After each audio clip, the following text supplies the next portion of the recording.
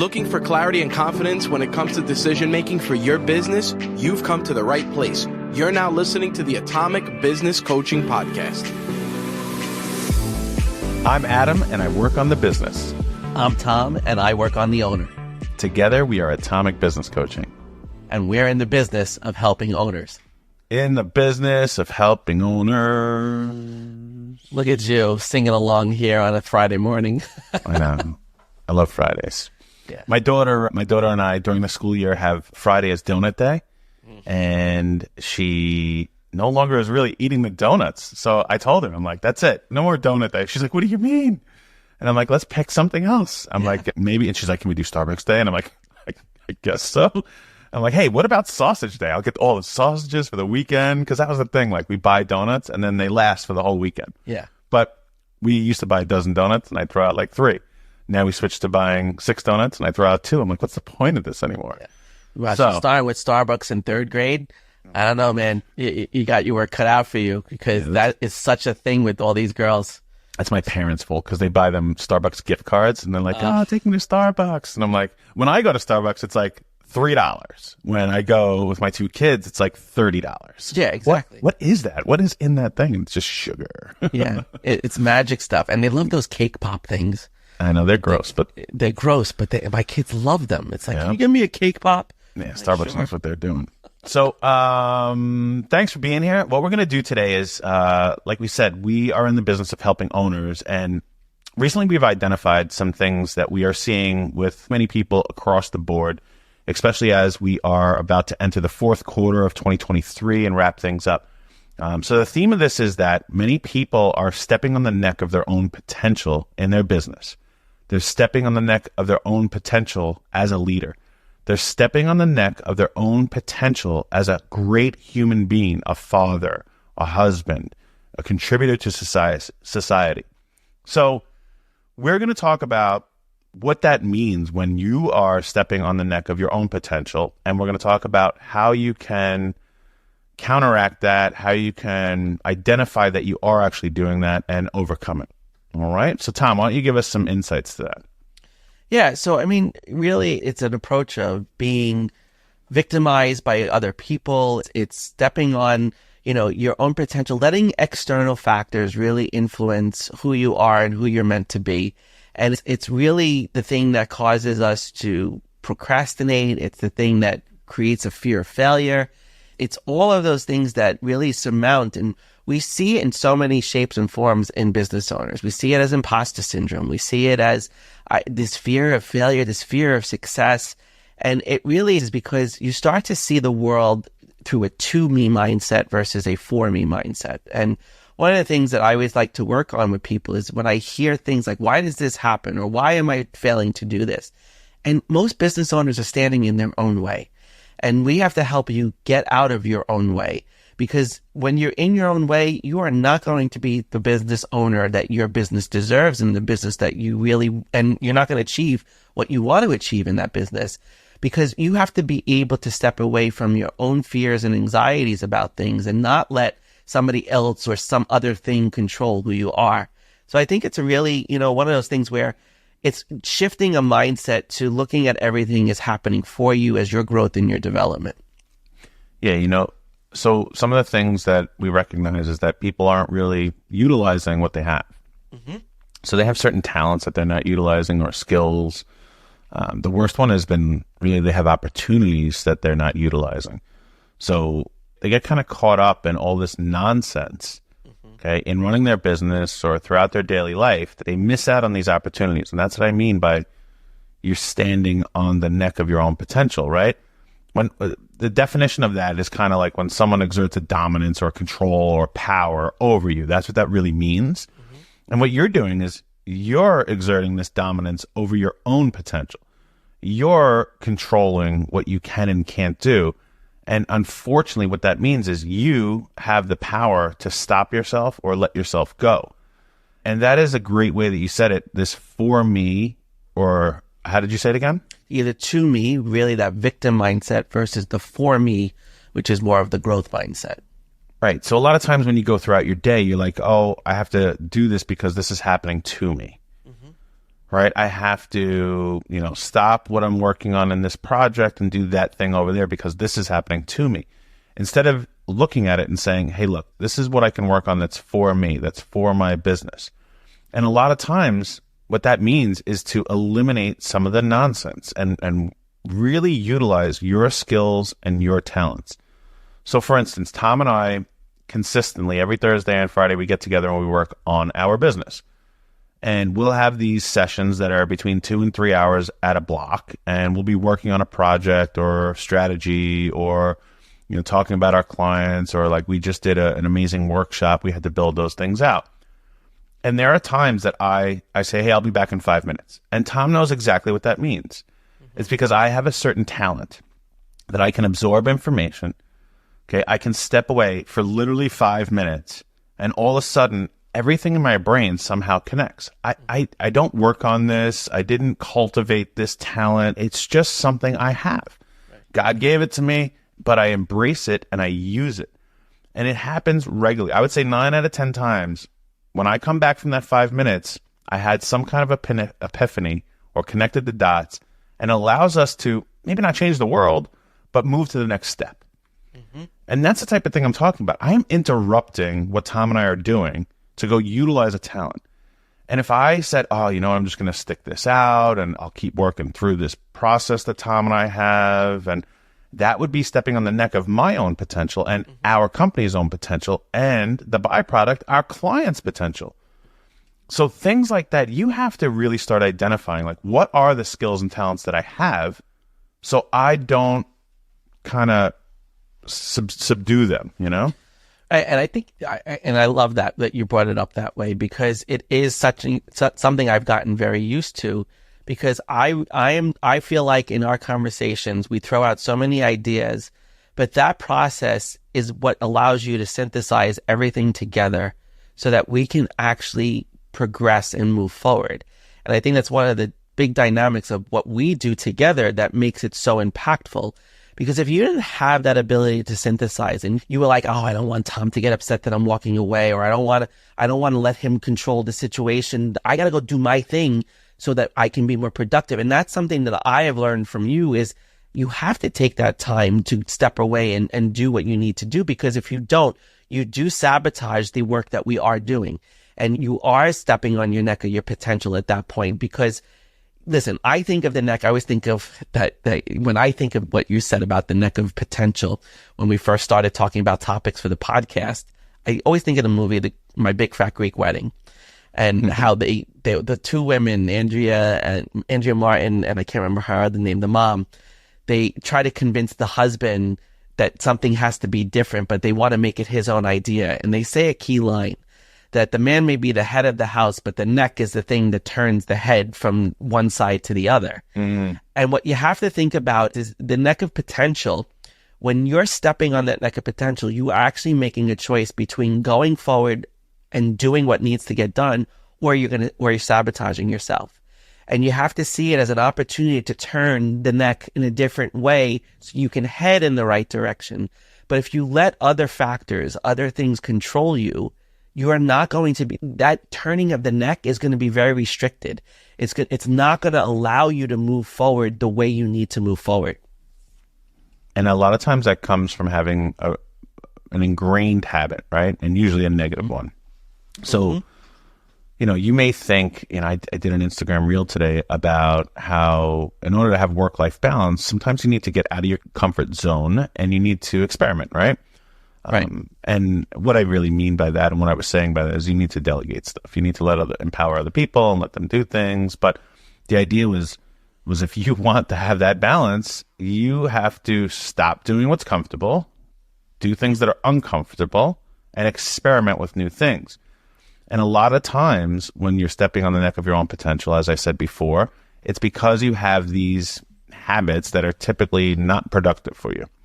So you have to start looking at, like, what is your daily routine? When you wake up, what do you do? There are so many people, including myself, that wake up and look at social media, right? That is not a productive habit. And that is stepping on the neck of my own potential. And I have to be very aware of that. And I'll even give you an example. Tom and I are doing this 30-day challenge of meditation together. I used to wake up, I'd go have a glass of water, I'd go outside and get some sun in my eyes, and then I would meditate for 10 to 15 minutes. And I have gone away from that. And now all of a sudden I've noticed my habit is more like, all right, I'm going to check social media. Well, an hour goes by and I screwed around doing nothing. Yeah, I'll do some editing and creating and posting for us, but that probably takes me a third of the time I'm spending there doing nothing. So that has become a negative habit for me, which is stepping on the potential of my day. And then that compounds into the week and the month. And then all of a sudden you look back a year later and you're like, what happened? Why didn't I accomplish anything I wanted to? And it may be something as simple as wasting that hour in the morning. But what I am encouraging you to do is start looking at the habits that you have throughout your day. What do you do for lunch? What's your bedtime routine? How are you giving yourself any kind of self-care? Are you educating yourself? Are you improving your skill sets, your knowledge? Are you looking at what are your competitors doing versus what you're doing? You have to really change the way you look at the world and the way you interact with it in order to allow yourself to have your full potential.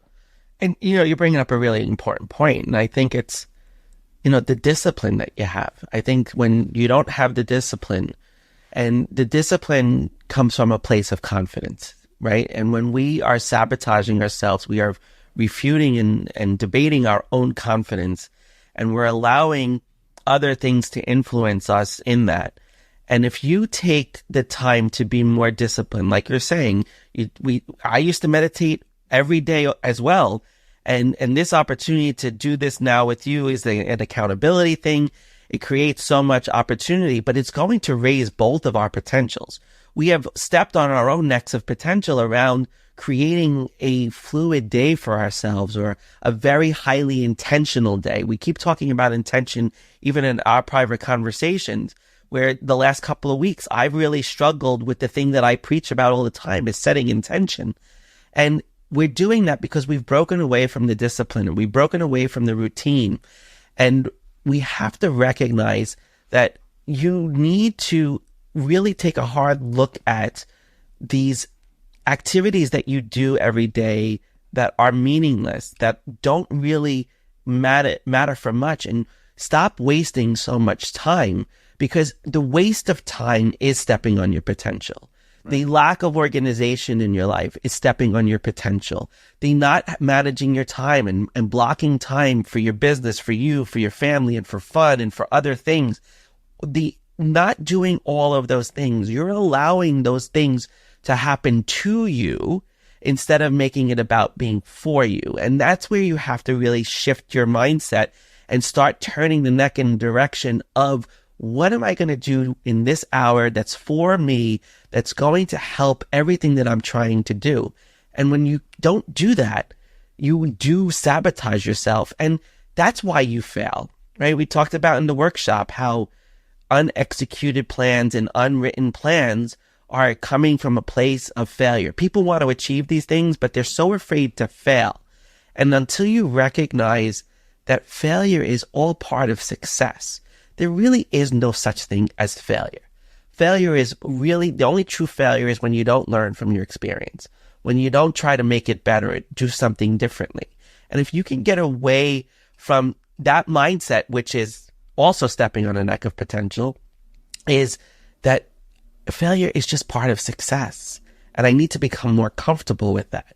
And if I'm more comfortable with failure, and like you said before, stepping out of that comfort zone and going into a learning zone and really learning, you're going to uncover more of your potential. It's when your ego and all that other stuff gets in your way, where you no longer realize that you are really sabotaging yourself. But if you step into a learning zone, you really start to grow. And that's what increases your opportunity to keep your potential at the forefront and bring it where it needs to be. Yeah, and that learning zone, of course, it could be to acquire new skills, but it could also be becoming more self-aware about your existing skills, right? So, Tom and I have written 2 different books, The Morning Meeting and The Atomic Game Changer. The morning meeting, what that allows you to do is reflect on some really amazing things that you've accomplished. It allows you to look at, okay, what's going right, what's going wrong, and what do I need help with? And then it allows you to set your priorities for the day. Okay, that is a way for you to go and really look and be self-aware about what you already have and be grateful for it. You know, Tom has taught me a great deal about gratitude.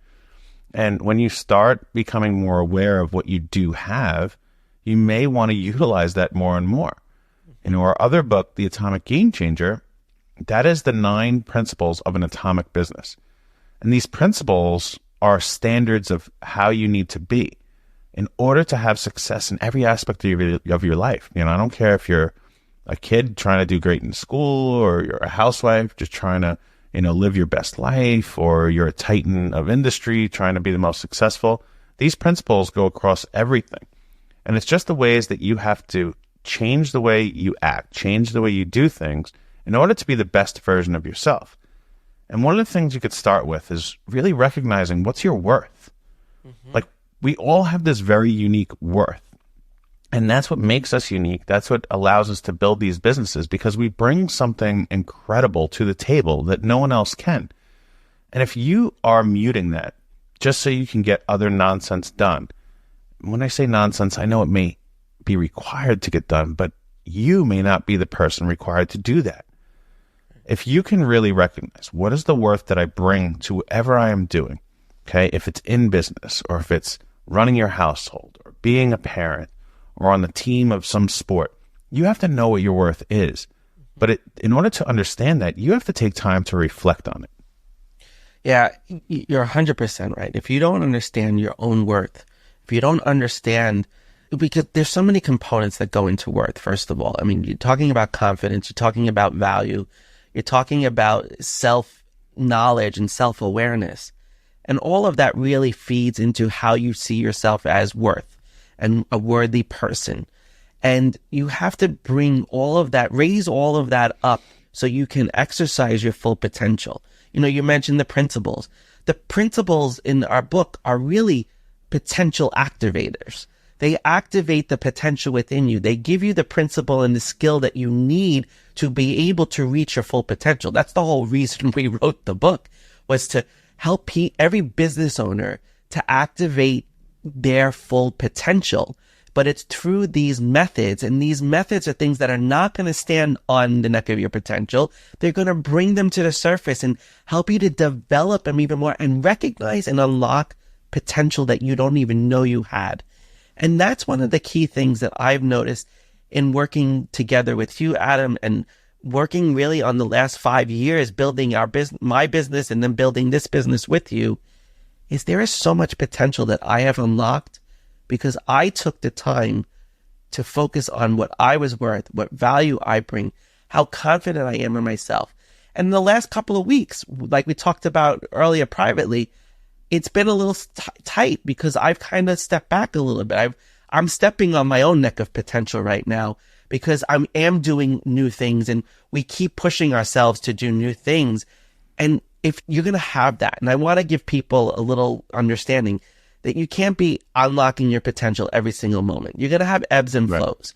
And there's going to be periods in your life that happen because it's a natural thing that you're going to have these judgmental moments. And I want you to recognize them as judgmental moments that keep you in a comfort zone and don't allow you to move beyond. And the judge is what really creates that victimization, that to me thing happening.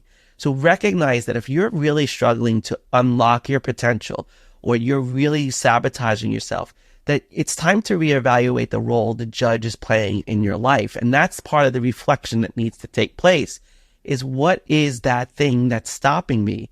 Is it, we talk about the saboteurs all the time. This would be a hyper-rational saboteur, a hyper-achiever saboteur, or a controller saboteur that is really stepping on your potential because you're judging yourself way too harshly. And you're listening to, if it's not perfect, don't do it. And if it's not, and you know what, you can fail. Well, you know what? You have to ignore all of that and just keep moving forward. Because at the end of the day, that procrastination, that fear of failure, that lack of self-worth is never going to let you reach your fullest potential. And you have two choices. Either the neck is going to turn you forward or it's going to turn you backwards. Right. And if you go backwards, it's going to unleash a whole world of disaster And that's what we don't want to see from anybody. Yeah. I mean, look, our motto, our tagline in our business for Atomic Business Coaching is that we help you to 10x your growth while working less. And this is an opportunity for you to have exploitability in all of your skills and talents, right? And take that foot off your neck and allow you to really 10x what you're doing while working less. Okay. Well, we can get into ways to work less in another episode. Right. This is the first half of that tagline or that motto is, how do I start 10xing my growth in all ways? You know, the differentiator that we bring is we're not just talking always about your revenues. We're talking about your life. We're talking about you as a leader. We're talking about you as a husband or a wife or a parent. We're talking about you as an active member of society.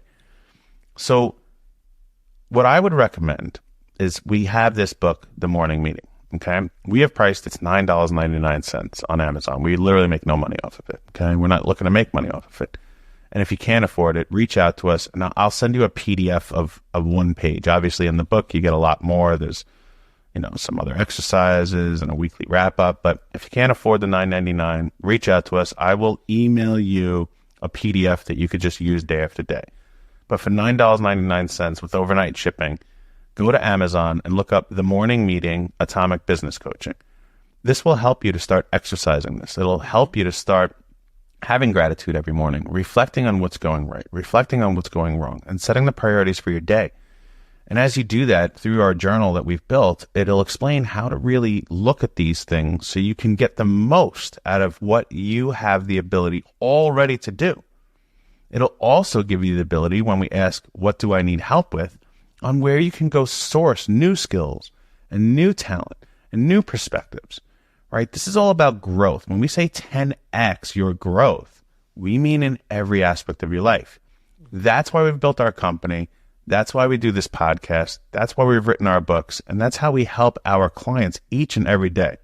So I'm going to wrap it up with that. Check out the book. We'll put a link in the show notes here. And again, we thank you so much for listening. And hopefully you can take your foot off your own neck. See you next time.